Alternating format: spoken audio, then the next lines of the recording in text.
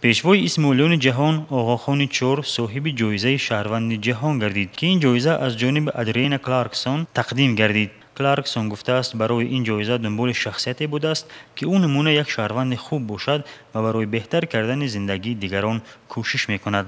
این شخصیت معروف کانادا مهاجرت اسماعیلیون در سالهای 70 عصر گذشته از افریقای شرقی به کانادا را ذکر کرده افزوده است آقاخان اسماعیلیون را آموزش داده است که هر جایی که روند شهروند همان کشور باشند.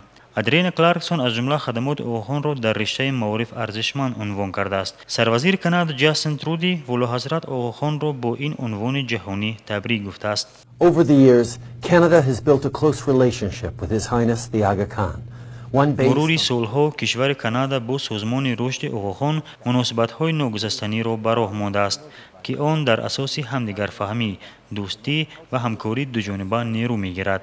من افتخار دارم از آن که حاضر دوست عزیز آقاخان را با صاحب شدن به عنوان شهروند جهان تهنیت گویم، زیرا او چندین بار نشان داد که نوابسته از باوری و مذهب و زبان گفتار و رنگ پوست همه ما برابر هستیم. سپاس از همکاری میکنم زیرا کشور کانادا در جهان نیرومند و دارا از همکاری با سازمان آقاخان است.